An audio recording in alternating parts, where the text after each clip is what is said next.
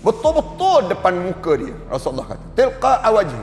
Betul-betul Allah macam orang yang berlari takut kan. Berlari takut, lari kanan, lari kiri, tengah lari begitu, dalam keadaan ketakutan, tiba-tiba tengok depan tu gaung terus. Diri tu gaung, tergamam terus. Allah, api neraka dah depan dia. Wajhah, depan muka dia. Rasulullah kata demikian. Fattaqun nar. Lalu Rasulullah kata, takutlah kamu dengan api neraka Allah. Fattaqun nar, bertakwalah kamu, jangan sampai dihumban dalam api neraka Allah. Walau bisyikkit tamratin, walaupun dengan sebelah kurma yang kamu atas dunia ni kamu cuai terhadap sebelah kurma. Kerana sebelah kurma kamu dihumban ke dalam api neraka Allah. Jangan. Rasulullah sebut demikian. Kadang-kadang amalan-amalan yang lain tu hebat-hebat dah, tapi kerana sebelah kurma ni menyebabkan kamu terhumban dalam api neraka Allah Subhanahu Wa Taala.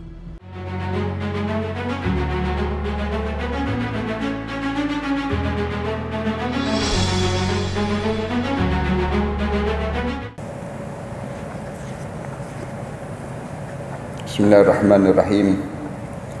Alhamdulillahirabbil alamin. Wassalatu wassalamu ala asyrafil anbiya'i wal mursalin wa ala alihi wa sahbihi ajma'in. Subhanaka la ilma lana illa ma 'allamtana innaka antal alimul hakim. Ya alim 'allimna min ilmika kama tarda bihi 'anna. Ya halim khalliqna bi khuluqil hilmi wa haqqqiqna bi haqa'iqil ilmi. Allahumma 'allimna ma jahilna wa zakkirna ma nassina. Allahumma yassir wa la tu'assir wa tammim bil khair, amma ba'd. Para hadirin yang dimati sekalian, alhamdulillah kita mengaturkan rasa syukur pada Allah kerana kita diberi lagi peluang oleh Allah untuk kita meneruskan pengajian kita dalam bab, iaitu masih lagi berbicara tentang mengenai takut kepada Allah. Al-khawf. Al-khawf maknanya kita rasa takut kepada Allah. Takut pada fasal yang ke-50. Kita berhenti pada pengajian yang sudahnya ialah cerita tentang mengenai dalam hidup kita ni kena ada perasaan sentiasa takut kepada Allah. Takut pada Allah ni bukannya takut macam pencuri takut kepada polis, tidak. Tapi takut ni maksudnya kita takut terlanggar apa yang dilarang oleh Allah dan takut tak terbuat apa yang disuruh oleh Allah. Itu dia panggil takut. Takut dalam al-khawf, dalam konsep Islam ni, dia ajar dalam diri kita ni kena ada pada diri kita ni perasaan al-khawf, takut kepada Allah. Takut tak buat benda yang disuruh oleh Allah, dan juga takut kalau kita melanggar apa yang dilarang oleh Allah Subhanahu Wa Taala. Ini dipanggil mesti ada dalam jiwa kita ni perasaan demikian. Sebagai seorang mukmin, orang mukmin ni dia kena ada satu ibadah. Ibadah apa yang kita kena buatnya ialah perasaan takut. Perasaan takut tu biar ada pada diri kitanya. Takut apa dia? Takut kepada Allah. Bukan berhenti dengan takut orang kita ni, dia takut kehilangan jawatan. Dia takut yang kita ni, kalau kita bayang takut terhadap yang disebut dengan apa dia? Yang dalam hidup kita takut dengan hantu. Takut orang kitanya, dia rasa takut begitu. Tapi Islam dia tak ajar rasa takut pada hantu. Jangan takut pada COVID-19 ini. Tapi kita diajar supaya takut kepada Allah. Orang kita kalau dia berhenti takut dengan kena COVID, tiba-tiba dia tak takut pada perintah Allah. Ni bahaya juga dalam hidup kita. Orang kita dia takut kalau kena COVID, tapi takut sampai tak semayang. Tak betul juga dalam hidup kita. Takut kena COVID. Orang tanya, kenapa tak datang masjid? Dia kata takut kena COVID, dia sebut demikian. Habis kat rumah kamu semayang ke tak semayang? Tak semayang. Kenapa tak semayang? Kerana tak pergi masjid, dia jawab demikian. Ni alasan-alasan yang menyebabkan merekanya jadi lawan perintah Allah. Takut melampau-lampau kepada makhluk sehingga melanggar perintah Allah. Yang ini dilarang dalam Islam. Ramai di kalangan kita ni dia silap menggunakan konsep takut pada diri mereka tersebut. Hari ininya kita sambung hadis yang ke-7. Pada hari ininya daripada Miqdad wa anil Miqdad radhiyallahu anhu qala sami'tu Rasulullah sallallahu alaihi wasallam yaqul, aku dengar daripada Rasulullah sallallahu alaihi wasallam bersabda, tudnas syamsu yaumal qiyamah minal khalqi hatta takuna minhum kamiqdaril mil. Qala Salim ibn Amir rawi anil Miqdad, fa wallah ma adri ma ya'ni bil mil amsafatal ardi amil mil alladhi tuqtahullu bihil ain. Qala fayakunu an-nasu ala qadri a'malihim fil irqi faminhum man yakunu ila ka'bayh wa minhum man yakunu ila rukbatayh wa minhum man yakunu ila hiqwayh wa minhum man yalhimuhu arqu ilhaman. Wa asyara Rasulullah sallallahu alaihi wasallam biyadihi fihi rawahu Muslim. Hadis daripada Miqdad ni cerita, aku dengar daripada Rasulullah sallallahu alaihi wasallam sabda, Rasulullah sebut akan didekatkan matahari kepada manusia pada hari kiamat ini sehingga sekadar 1 mil, kata Rasulullah. Ini Rasulullah sallallahu alaihi wasallam sebut demikian. Waktu mana di akhirat nanti kita ni manusia ni akan rasa bagaimana matahari itu sejengkal ataupun 1 mil je dengan tubuh badan dia. Akan ada manusia yang sampai tahap demikian. Maka ketika itu manusia akan mandi peluh menurut amal perbuatannya. Peluh manusia ni tak mati. Di akhirat nanti di akhirat nanti akan ada manusia yang Allah dekatkan matahari pada tubuh badan dia tu 1 mil pada diri dia. Dia disebut lagi. Kemudian sehingga kan dekat pada diri dia tu 1 mil. Lalu fa wallah ma adri ma ya'nil bil mil. Daripada qala Salim bin Amir ar-Rawi anil Miqdad ni sebut, dia kata aku ni demi Allah, dia kata tak tahu, dia kata yang berapa kadar yang 1 mil tersebut. 1 mil tu amma safatal ardi amil mil alladhi tuqtahu bil ain. Dia kata adakah 1 mil itu yang dinama di antara kadar yang disebut dalam keadaan yang mil untuk dunia, satu hasta dia panggil, 1 hasta dengan di dunia, ataupun tuqtahu lahu bihil ain, ataupun 1 mil itu pada pandangan mata. Yang pada pandangan mata kadar tersebut pada manusia pada hari kiamat sehingga 1 mil disebut. Maka ketika itu paminhum man yakunu ila ka'bai, ada di kalangan manusia ni yang kadar dia dalam keadaan yang dekat dia dengan matahari tersebut sehingga kan dia peluh sampai peluh dia ni di antara mereka tersebut ada yang peluh hanya sampai ke mata kaki, sampai pada kaki saja. Ada yang sampai pada dia panggil tumit kita ni. Tumit bawah atas sikit tu dia panggil sampai pada tumit. Peluh dia tu sampai pada tumit. Kemudian dan ada yang sampai ke lutut. Kemudian qala fayakunu an-nasu ala qadri a'malihim fil arqi faminhum man yakunu ila ka'bai. Ada yang sampai kepada tumit. Wa minhum man yakunu ila rukbatai. Ada yang peluh dia sampai kepada lutut. Wa minhum man yakunu ila hiqwai, dan sebahagian dia tenggelam dalam peluh sampai ke mulut dia. Wa minhum man yulhimuhul arqu ilhaman, dan Rasulullah sambil wa asyara Rasulullah sallallahu alaihi wasallam biyadihi ila fi, sambil Rasulullah tunjuk tangan dia tu dekat-dekat dengan mulut. Rasulullah tunjuk. Ada yang di akhirat nanti sampai ke lutut, ada sampai ke pinggang, ada yang tenggelam sampai ke lutut, dan sebahagian daripada mereka tenggelam dalam peluh sampai ke mulut dia. Rasulullah sallallahu alaihi wasallam ambil tangan Rasulullah sampai peringkat Rasulullah tunjuk dekat-dekat dengan bibir ni. Rasulullah tunjuk begitu. Rasulullah kata keadaan manusia di waktu mana di padang mahsyar Allah Subhanahu wa taala. Rahim sekian hadis begini ni tujuannya nak suruh timbul rasa al-khauf dipanggil. Nak suruh timbul rasa takut. Dia kata kat mana yang kita belajar ba'al khauf ni, ni hadis ni Rasulullah sallallahu alaihi wasallam sebut, jaga-jaga amalan kamu.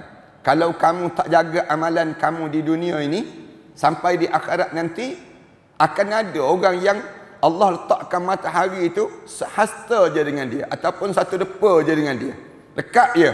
Di waktu mana dekat dengan dia tu, dia sampai peringkat waktu mana dia dekat dengan tubuh badan dia tersebut, dia nya akan rasa air peluh dia ni naik sampai ke tumit kaki dia.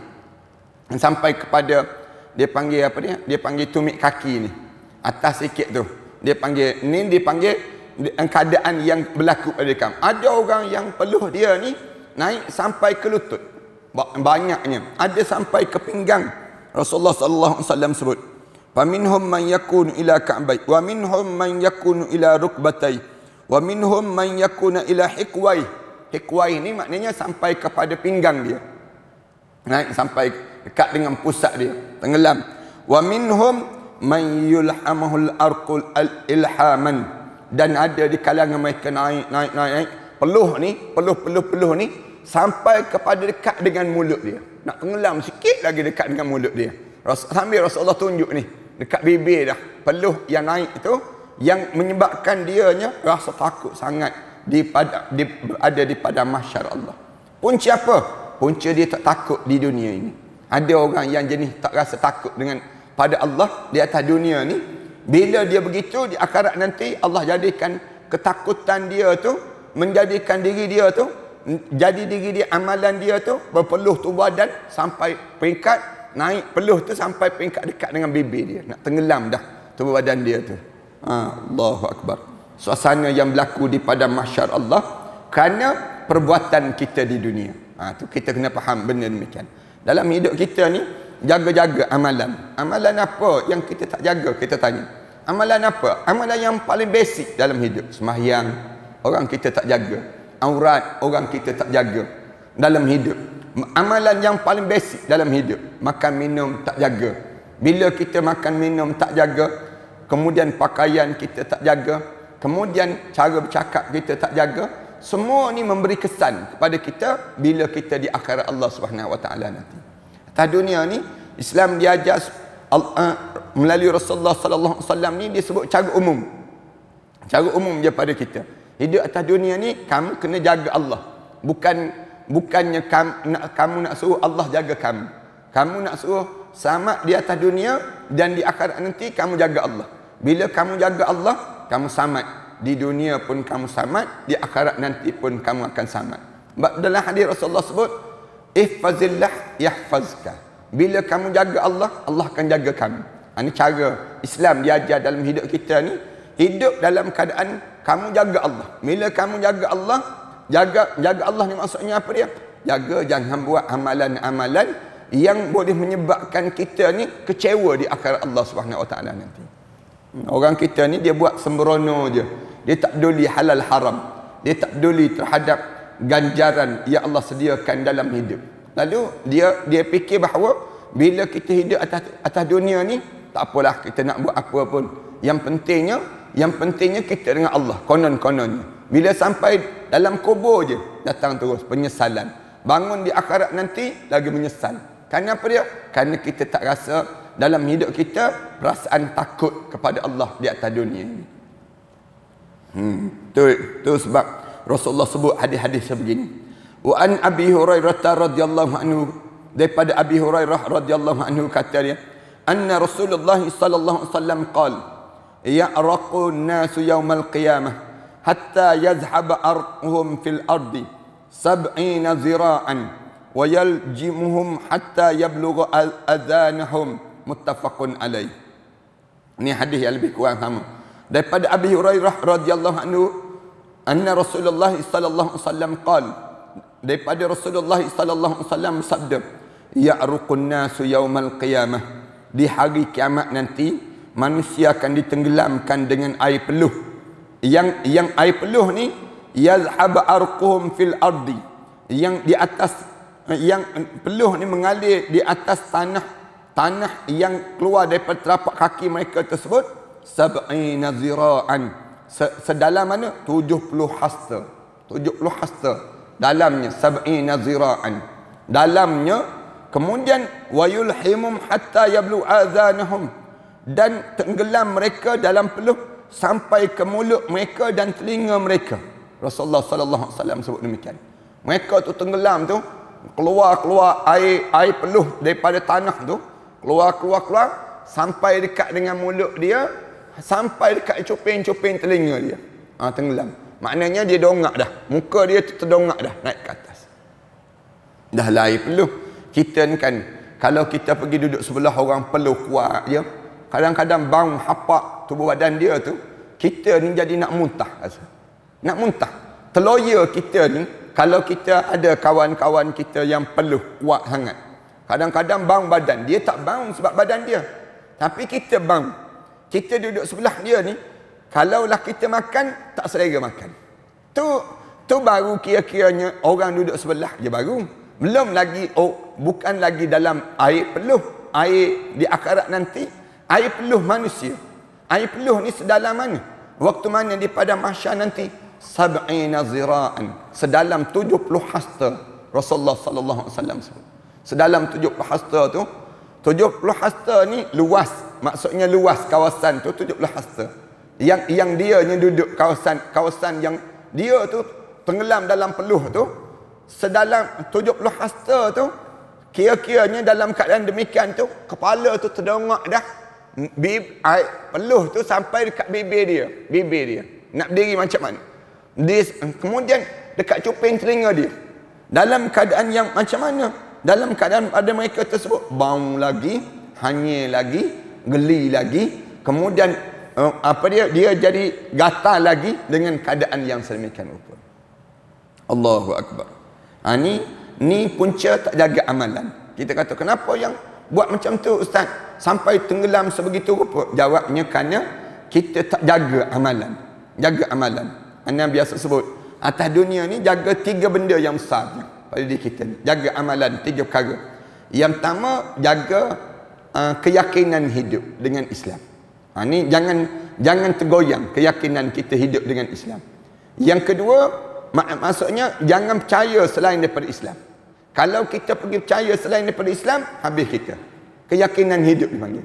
Jangan percaya dengan sekularis, jangan percaya dengan nasionalis, jangan percaya dengan ism yang sedang masuk, yang sedang dirosakkan pada kita. Dulu zaman-zaman dahulu ada pahaman Qadariyah, Mu'tazilah, Jabariyah dan sebagainya. Zaman kita ni masuk pahaman nasionalis, sekularis. Ni ism yang masuk liberalis. Ni ism yang sedang merasuk di kalangan umat manusia. Yang kedua, tolong jaga yang disebut dengan ibadah kita pada Allah. Ibadah ni di antara ibadah yang kena jaga sangat sembahyang, kemudian baca Quran, puasa. Ibadah ni sentiasa kita jaga. Jaga aurat, jangan terdedah aurat, jaga pada diri kita. Kemudian dalam bab ibadah ni panjang, termasuk dalam bab munakahat, termasuk dalam bab muamalah, termasuk dalam bab siasah, termasuk dalam bab-bab yang banyak ni. Yang ni dipanggil termasuk dalam ibadah kepada Allah. Yang ketiga, jaga akhlak. Dalam hidup kita ni jaga perangai. Jaga perangai. Perangai kita ni jaga sangat dalam hidup kita. Kadang-kadang kita semayang bagus, ibadah yang lain bagus, kemudian keyakinan hebat tapi perangai hodoh. Perangai jadi buruk. Cakap kadang-kadang lagi kita berusia lagi kuat mencarut. Lagi kuat memaki orang. Lagi kuat kitanya menghodohkan diri kita. Ramai orang kita demikian. Ramai mana orang left group kerana dia, perangai dia. Ada seorang ni, orang tengok nama dia masuk dalam group tersebut, orang lain pun left tu. Kenapa left? Kerana nak tahu perangai dia ni hodoh. Kalau dia menulis, tunggulah dia menulis. Kejap lagi. Ini ada juga yang jenis demikian. Ada orang yang kadang-kadang bila kita datang je, orang bika bangun tinggal. Orang tak nak dah dengar kita bercakap. Kenapa? Kerana perangai hodoh buruknya mulut kita yang keluar daripada tubuh badan kita. Tu ramai orang yang jenis demikian. Pun ada juga. Ada orang yang hidup dia, perangai dia tu hodoh. Kalau dia ada satu bangunan tu sesak dengan perangai dia. Ni perangai hodoh dia tu. Malam-malam, misalnya contoh kalau duduk rumah flat ramai-ramai begitu, Malam-malam guna lesung batu lah dia. Ketung rumah dia. Pukul 2 pagi pun ketung lagi. Ni yang jenis demikian. Ganggu habis orang. Kejap-kejap dan menyusahkan. Kalau duduk yang demikian. Kalau yang duduk rapat-rapat, rumah teres dan sebagainya, menyusah. Dia ada tu, menyusahkan orang. Tu kadang-kadang demikian. Pun ada juga. Yang duduk sebuah rumah pun, ada juga yang jenis menyusahkan jiran-jiran. Pun ada juga yang semua benda ni gangguan yang menyebabkan perangai yang tak terjaga. Wa anhu, daripada Abi Hurairah radhiyallahu anhu lagi. Kunna ma'a Rasulullah sallallahu alaihi wasallam. Ada yang seterusnya, ada yang ke-9 ni. Kami bersama dengan Rasulullah sallallahu alaihi wasallam. Is sami'a wajbatun faqal, hal tadruna ma hadha? Ketika kami dengar tu, tiba-tiba dengar wajbatun, dengar gemuruh, gum sekali tu. Gum sekali tu, dengar tu macam ada benda yang besar yang jatuh. Wajbatun. Kami duduk kunna ma'a Rasulullah sallallahu alaihi wasallam. Tiba-tiba kami duduk dengan Rasulullah ni, istami'a wajbatun. Dalam wajbatan kami dengar satu bunyi gemuruh begitu, gempur begitu. Faqal, lalu Rasulullah tanya terus, hal tadruna ma hadha? Kamu tahu apa benda yang berlaku ni? Rasulullah tanya terus pada sahabat, kamu tahu benda apa yang berlaku? Qulna Allah wa rasuluhu a'lam. Lalu kami jawab, Allah dan juga Rasulullah yang mengetahuinya. Allah dan juga Rasul yang mengetahuinya. Qala, lalu Rasulullah jawab, hadza hajrun rumya bihi finnar munzu 70 kharifan fahuwa yahwi finnar al'an hatta intaha ila qa'riha fasami'tum wajbataha, rawahu Muslim. Rasulullah kata, itulah batu yang dilemparkan bihi finnar, yang dilemparkan ke dalam api neraka Allah. Sejak bila? 70 tahun yang lalu. 70 kharifan. Sejarak lebih kurang 70 kharifan. 70 kharifan fahuwa yahwi finnar. Dan waktu mana dicampak dalam 70, disebut 70 tahun. Tapi Rasulullah sebut ni bukannya 70 tahun, kharifan. Ulama-ulama bincanglah, semenjak bila? Ada yang jawab semenjak malaikat tanya Allah, sedalam mana dasar api neraka Allah. Lalu Allah Subhanahu Wa Taala sebut, kamu campak batu wahai malaikat. Kemudian campak batu tu sejak daripada dijadikan api neraka Allah sampailah turun zaman Nabi Adam, Nabi Nuh, Nabi Musa, Nabi Isa, sampai Nabi Muhammad sallallahu alaihi wasallam. Zaman Nabi Muhammad tu bunyi sekali, gum sekali itu, bila dengar sekali tersebut, Rasulullah kata, tu baru sampai semenjak daripada dicampak dahulu. Baru sampai sekejap tadi, baru sampai ke dasar api neraka Allah Subhanahu Wa Taala. Allahu Akbar. Hatta taha ila qa'riha, sehingga sampai ke dasarnya. Sampailah fasami'tum wajbataha. Kamu semua dengar tadi itu, iyalah tu, katanya Rasulullah, yang kita semua dengar tu, itulah sedalamnya api neraka Allah Subhanahu Wa Taala. Allahu Akbar. Kita tak boleh nak bayangkan sedalam mana api neraka Allah, yang bila malaikat tanya pada Allah, ya Allah, berapa dalam api neraka ni? Kamu campak batu tu semenjak daripada campak tu sampai zaman Nabi Muhammad sallallahu alaihi wasallam. Barulah sampai batu tu. Bila Rasulullah tanya sahabat, kamu dengar ke apa benda tu? Sahabat kata, dengar, tapi tak tahu apa dia. Tak tahu apa yang berlaku ni sendiri. Rasulullah kata, itulah batu yang dicampakkan, nak tahu kedalaman api neraka tu. Sedalam mana? Rasulullah kata, 70 kharifan. 70 kharifan ni, ada setengah ulama jawab 70 tahun. Ada setengah ulama kata 70,000 tahun. 70,000 tahun. Ada yang sebut demikian. Walau mana sekalipun nak sebutnya, 70 ni satu gambaran di mana kedalaman sama ada 70 tahun. Kalau 70 tahun, dekat sangatlah masa tersebut. Tapi semenjak daripada dijadikan neraka, kemudian sampai zaman Nabi Muhammad sallallahu alaihi wasallam tu, itulah dalam tak dalamnya api neraka Allah Subhanahu Wa Taala. Allahu Akbar. Kita kalau kita dengar neraka ni, mulut kita diajar supaya sebut na'udzubillahi min zalik. A'udzubillahi min zalik. Ya Allah, lindungilah aku daripada keadaan itu ya Allah. Kita diajar supaya sebut demikian. Tiap kali mana kita dengar benda yang menakutkan dan menggerunkan, kita dengar ni, jadi kita rasa takut. Lalu macam mana kita nak buat? Sebut na'udzubillahi min zalik. Saya minta lindungilah daripada Allah, daripada keadaan yang berlaku itu. Mudah-mudahan bila kita sebut begitu tu, kita timbul perasaan daripada diri kita ni, rasa takut kita ni. Takut keadaan yang kalaulah dihumban ke dalam neraka lah. Kita pun meremah bulu roma. Na'udzubillah min zalik. Kita sebut tak nak. Minta lindungilah daripada keadaan yang berlaku ni. Ini satu cara yang diajar dalam Islam. Bila kita dengar benda-benda yang menakutkan begini, kita pun sebut na'udzubillah min zalik.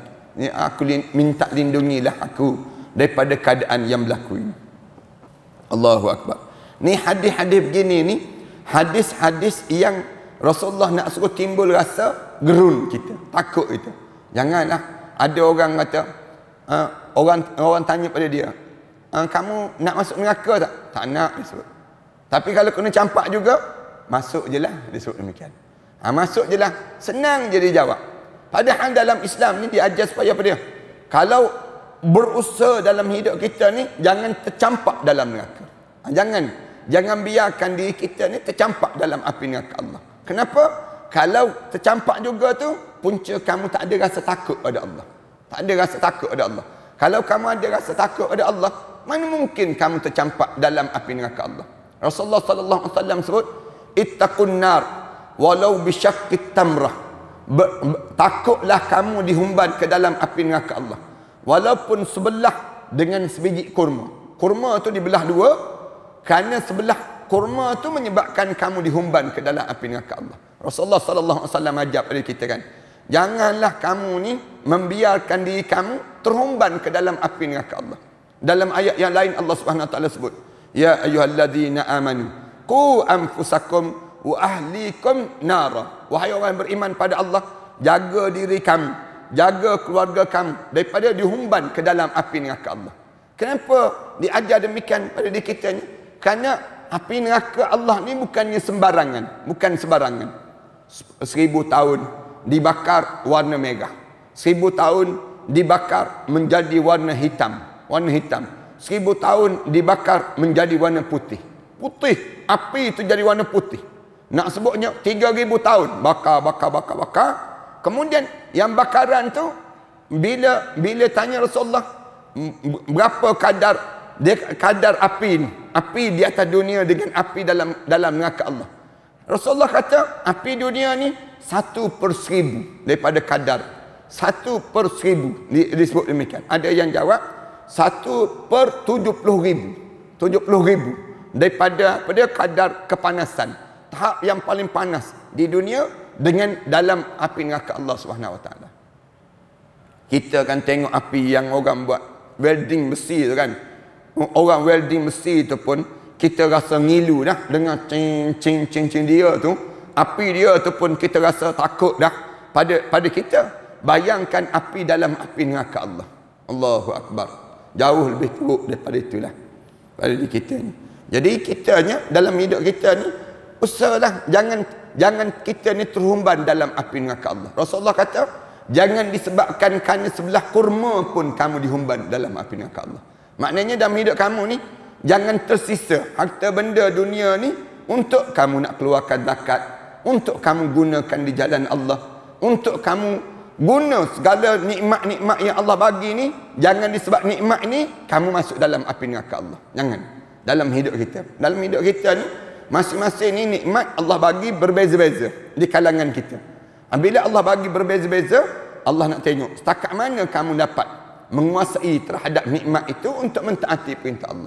Ada orang dapat nikmat jawatan, ada orang dapat nikmat pakaian, ada orang dapat nikmat makanan, ada orang dapat nikmat.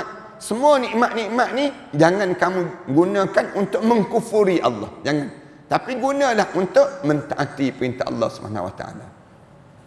Kita tak, bila kita dapat nikmat, kita rasa nikmat tu untuk bahagian perut kita. Kita rasa demikian. Untuk bahagian warga kita, untuk bahagian diri kita. Tapi kita tak fikir nikmat itu untuk bahagian Islam yang mesti kita gunakan untuk Islam. Rumah kita, misal contoh, rumah kita besar-besar bukan untuk diri kita je, tapi kita kena fikir untuk orang miskin sama. Bila kita nak panggil orang miskin datang makan rumah kita je, kita tanya soalan yang demikian. Kita kena tanya, kenderaan kita mewah-mewah bukannya untuk diri kita je, tapi kita kena gunakan untuk bila kita nak pergi ke rumah Allah, bila kita nak manfaatkan untuk kerja-kerja agama. Ini benda-benda yang demikian tu kita kena fikir macam mana aku nak guna. Takut kerana kenderaan ni kot aku masuk neraka, takut kerana rumah ni kot aku masuk neraka, kerana pakaian ni kot yang menyebabkan aku masuk neraka. Ini cara berfikir orang Islam. Orang Islam ni dia kena berfikir, janganlah kerana benda ni menyebabkan aku masuk dalam api neraka Allah SWT. Islam tak larang nak simpan duit, simpanlah, Islam tak larang, tapi simpan dalam keadaan yang boleh bawa duit itu boleh bawa ke akhirat Allah. Ni kita simpan, tiba-tiba kita tak tunai tanggungjawab terhadap duit tadi. Macam mana? Tak keluar zakat, tak sedekah, tak derma, kita simpan je. Menyebabkan kerana duit itulah kita masuk dalam api neraka Allah. Itu cara kita dalam hidup kita. Islam disuruh pada diri kita. Islam tak larang kita simpan makanan, tapi simpan makanan sampai peringkat orang susah yang tak makan ni tak boleh makan. Kita tahu dah dia jiran kita, dia susah dalam hidup kita. Tiba-tiba dalam hidup kita bermasyarakat, tiba-tiba kita tak tolong mereka sebut. Kerana makanan ni lah menyebabkan kita masuk api neraka Allah SWT. Islam tak larang kita nak duduk saja-saja, tak larang. Tapi jangan kita duduk saja-saja sampai kita tak tolong anak yatim. Tak tolong anak yatim, orang miskin. Kan dalam Al-Quran Karim sebut, ara'aital ladzi yukadzibu bid-din fadzalikal ladzi yad'ul yatim. Ni Allah sebut, kamu tahu tak siapa yang dusta dengan agama Allah? Siapa dia? Fadzalikal ladzi yad'ul yatim. Mereka tu orang yang dia tak pedulikan pada anak yatim. Orang yang mensia-siakan anak yatim. Dia tak buat tak hirau terhadap anak yatim. Yang menyebabkan kadang-kadang anak yatim tu bukan orang lain, anak saudara kita. Kadang-kadang anak yatim tu bukan orang lain, jiran kita. Anak yatim tu bukan orang lain pun, orang yang satu masyarakat dengan kita. Tiba-tiba kita buat tak peduli pada anak yatim. Memang kamu ni jenis orang yang orang panggil tak ada perasaan, layaklah dihumban dalam neraka Allah, dia panggil. Itu cara demikian. Ni kena ada perasaan pada kita. Aku ni ada ni, aku buat benda yang tak betul ni dengan Allah. Ni yang menyebabkan Allah tegur dalam hidup kita dengan cara keadaan demikian. Kemudian wa an Adi bin Hatim radhiyallahu anhu, daripada Adi bin Hatim radhiyallahu anhu pula, qala Rasulullah sallallahu alaihi wasallam, Rasulullah bersabda, ma minkum min ahadin illa sayukallimuhu rabbuhu laisa bainahu wa bainahu tarjuman fayanzuru ayman minhu fala yara illa ma qaddama wa yanzuru ash'ama minhu fala yara illa ma qaddama wa yanzuru baina yadayhi fala yara illa an-nar tilqa'a wajhihi fattaqun nar walau bisyikki tamratin, muttafaqun alaih. Ini hadis yang anda sebut tadilah, daripada Adi bin Hatim radhiyallahu anhu. Dia sebut, Rasulullah sallallahu alaihi wasallam sebut, Rasulullah kata, ma minkum min ahadin, tidak ada seorang pun di kalangan kamu illa sayukallimuhu rabbuhu laisa bainahu wa bainahu tarjuman, kecuali dia akan berhadapan di hadapan Allah, dia dengan Allah tanpa ada perantaraan. Rasulullah sallallahu alaihi wasallam sebut demikian. Tak ada perantaraan. Di akhirat nanti setiap di kalangan kamu akan menggigil depan Allah. Menggigil depan Allah. Berhadapan dengan Allah tu tak ada pembantu, tak ada orang yang boleh nak tolong kita. Tak ada. Tarjuman dipanggil, penterjemah. Tak ada penterjemah. Kamu direct dengan Allah. Bila begitu, tengok ke Allah, tak tengok, tapi tak nampak Allah. Tak boleh tengok wajah Allah, tapi kamu akan berhadapan dengan Allah. Bila kamu berada dalam keadaan sebegitu, kamu akan berdiri di hadapan Allah Subhanahu wa taala, di padang mahsyar Allah. Waktu mana berdiri di padang mahsyar Allah itu, Rasulullah sallallahu alaihi wasallam sebut, fayanzuru ayman fayanzur aymana minhu fala yara illa ma qaddama. Dia pandang sebelah kanan. Rasulullah kata, tak ada benda yang dia pandang sebelah kanan tu kecuali yang dia nampak yang dia buat sebelum daripada itu. Dia tengok ya Allah, tengok amalan dia. Dia pandang sebelah kanan dia nya illa ma qaddama, yang dia buat atas dunia dahulu. Benapa yang dia buat atas dunia dahulu berlaku pada diri. Kemudian wayanzuru ash'ama minhu fala yara illa ma qaddama. Rasulullah kata, bila dia tengok sebelah kanan, tengok amalan-amalan dia yang dia buat atas dunia dahulu.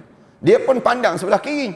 Pandang sebelah kiri, fala yara illa ma qaddama. Dia tak nampak apa-apa kecuali yang dia nampak ialah amalan-amalan dia yang dia buat di atas dunia dahulu, yang didatangkan. Sebelah kanan pun amalan dia, sebelah kiri pun amalan dia. Kemudian wa yanzuru baina yadai, lalu dia pun pandang di hadapan dia, maka fala yara illa an-nar. Dia tengok saja depan mata dia tu. Dia pandang kanan, pandang kiri. Bila dia cakap dengan Allah tu, disebut ada Allah, tak boleh nak buat apa-apa dah. Dia pandang depan pula, tengok-tengok neraka. Na'udzubillah min dzalik. Fayanzuru ila tilqa wajhi, betul-betul depan muka dia. Rasulullah kata, tilqa wajhi, betul-betul Allah, macam orang yang berlari takut kan. Berlari takut, lari kanan, lari kiri, tengah lari begitu, dalam keadaan ketakutan, tiba-tiba tengok-tengok depan tu gaung terus. Diri itu gaung, tergamam terus. Allah, api neraka dah depan dia. Wajhah, depan-depan muka dia. Rasulullah kata demikian. Fattaqun nar. Lalu Rasulullah kata, takutlah kamu dengan api neraka Allah. Fattaqun nar, bertakwalah kamu, jangan sampai dihumban dalam api neraka Allah. Walau bisyikkit tamratin, walaupun dengan sebelah kurma yang kamu atas dunia ni kamu cuai terhadap sebelah kurma. Kerana sebelah kurma kamu dihumban ke dalam api neraka Allah. Jangan. Rasulullah sebut demikian. Kadang-kadang amalan-amalan yang lain tu hebat-hebat dah, tapi kerana sebelah kurma ni menyebabkan kamu terhumban dalam api neraka Allah SWT. Sebelah kurma ni kita kata apa dia? Kerana 10 sen dah yang menyebabkan kamu ni dihumban dalam api neraka Allah. Kadang-kadang yang amalan yang lain tu kita jaga dah. Amalan yang 10 sen ni kita tak jaga. Kadang-kadang orang kita kan, kalau duit-duit yang 10 sen, 20 sen, dia tabur begitu je. Dia campak begitu je. Tapi kerana boleh jadi kerana yang ni lah yang menyebabkan kamu dihumban ke dalam api neraka Allah. Kadang-kadang orang kita kan, dia makan nasi tu berterabur je kat pinggan dia tu. Jatuh nasi, dia kata sebiji je. Sebiji je jatuh. Takkanlah nak ambil juga, dia kata. Kotor dah ni. Dia pun biarkan begitu. Boleh jadi kerana sebiji itulah kamu masuk dalam api neraka Allah. Kamu jangan ingat kerana yang lain tu kamu dah ambil dah nikmat ni. Tapi kerana sebiji nasi yang jatuh kat tepi pinggan kamu tu yang menyebabkan kamu dihumban ke dalam api neraka Allah SWT. Itu cara Islam diajar. Jangan bazir dalam hidup. Jangan tak manfaat nikmat Allah. Jangan. Dalam hidup kita ni manfaatkan setiap yang Allah bagi untuk mentaati perintah Allah. Itu cara dalam hidup kita demikian. Kadang-kadang Allah bagi nikmat pada kita ni banyak sampai kita ni terabur begitu saja. Nikmat yang banyak sangat.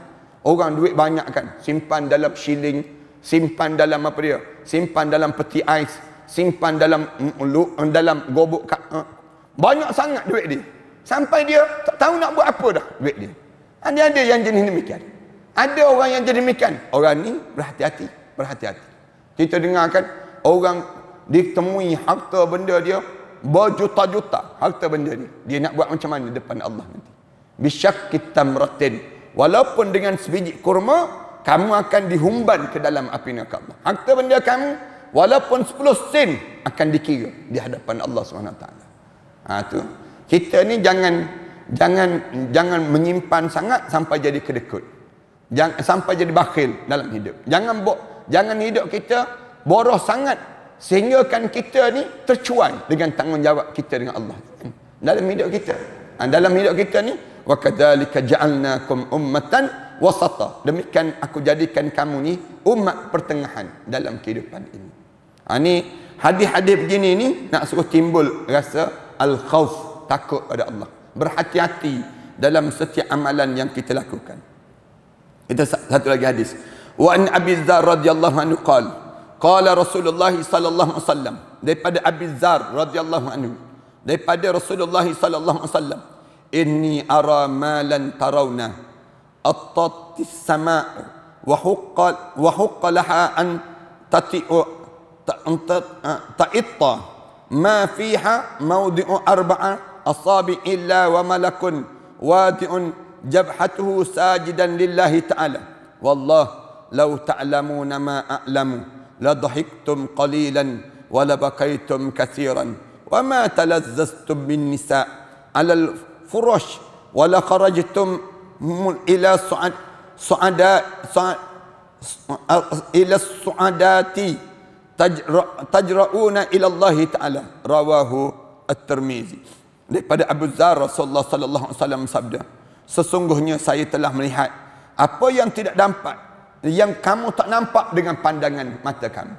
Rasulullah sallallahu alaihi wasallam sebut, inni ara ma lan tarawna, aku tengok satu keadaan yang tak nampak pada pandangan kasat kamu, iaitu di langit berdengar suara yang di langit at-tatis sama'u wa haqqa laha an ta'ittu.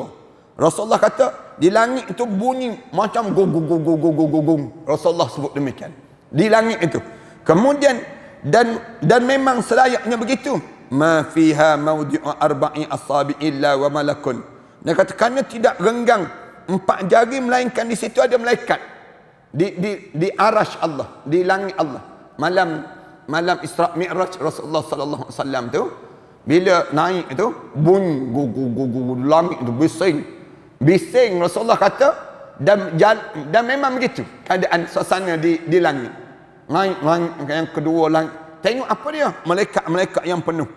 Yang malaikat ni buat apa dia? Dalam keadaan sujud pada Allah. Malaikat tu ramai tak ramai ni. Dia kata 4 jari je renggang 4 jari je boleh masuk. Apa tu malaikat? Renggang 4 jari malaikat. Malaikat ni dia kata dalam di antara malaikat tu dia kata ada 4 jari je jarak dia di antara satu sama lain malaikat tersebut. Malaikat ni yang bunyi gudung. Kenapa? Malaikat sedang sujud pada Allah. Sujud pada Allah, sedang dalam keadaan sujud pada Allah. Kemudian wadi'un jabhatuhu sajidan lillah illa wa malakun wadi'un jabhatahu sajidan lillahi ta'ala.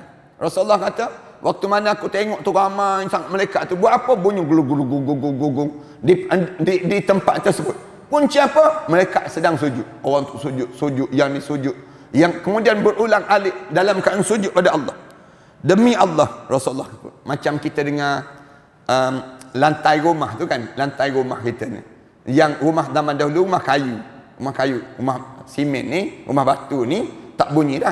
Rumah kayu dulu kalau kita pergi ke surau tu bunyi kan, kalau solat tu waktu mana rukuk sujud tu bunyi bunyi. Begitulah Rasulullah sallallahu alaihi wasallam sebut. Sibuknya keadaan di arash Allah ataupun di langit Allah Subhanahu wa taala. Kemudian wallah, demi Allah kata Rasulullah, lau ta'lamuna ma a'lam, kalau kamu tahu apa yang aku tahu, la dhahiktum qalilan, niscaya hidup kamu ni sentiasa ketawa tu sikit je pada diri kamu. Kalau kamu tahu apa yang aku tahu, tawa kamu tu jadi sikit. Wala bakaitum katsira, yang hidup kamu ni penuh dengan masa menangis ya. Hidup kamu ni mengalir je air mata. Banyak mengalir mata. Kemudian Rasulullah sallallahu alaihi wasallam sebut yang begitu tu, kata Rasulullah, dan kamunya bila begitu Rasulullah kata wa ma talaztum bin nisa alal furash, nescaya kamu tak ada masa nak bersuka-suka dengan isteri kamu di atas katil. Rasulullah kata bila kamu tahu apa yang aku tahu, dia panggil tak ada nafsu terhadap diri kamu nak bersama suami isteri, tak ada. Rasulullah sallallahu alaihi wasallam sebut demikian. Bahkan yang kamu akan keluar ke tempat yang tinggi-tinggi untuk buat apa dia? Untuk berdoa pada Allah. Ini punca kamu rasa takut pada Allah. Kalau kamu tahu apa yang aku tahu, tak ada masa kamu nak tidur lena panjang. dan tidur dengan isteri kamu, nescaya yang kamu akan buat apa dia? Kamu akan pergi tempat-tempat tinggi, wala kharajtum ila su'adati tajra'una ila Allah Ta'ala. Nescaya kamu cari tempat-tempat yang tinggi-tinggi sikit, naik atas rumah kamu, naik tinggi sikit, kamu akan angkat tangan kamu doa, ya Allah, selamatkanlah aku, ya Allah, selamatkanlah aku. Kerana apa dia? Kerana kamu tahu apa yang aku tahu. Tapi oleh kerana kamu tak tahu apa yang aku tahu, maka kata Rasulullah, kamu lena je tidur panjang, sedap je kamu. Kamu makan sonok je, ketawa kamu tu berdekah-dekah je dalam hidup kamu. Kamu tak rasa nikmat yang, kamu tak tahu benda yang apa yang aku tahu yang akan berlaku di akhirat Allah Subhanahu wa taala nanti. Allahu akbar, jauhnya kita kan.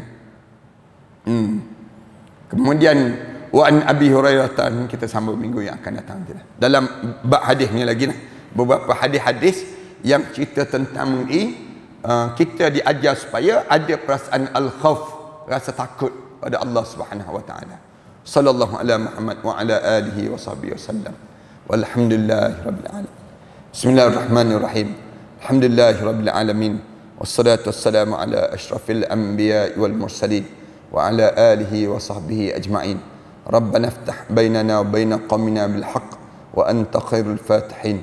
Rabbana zalamna anfusana wa illam taghfir lana wa tarhamna lanakuna minal khasirin. Rabbana atina fid dunya hasanah wa fil akhirati hasanah wa qina adzaban nar. Sallallahu ala Muhammad wa ala alihi wa sahbihi wasallam. Walhamdulillahi rabbil alamin.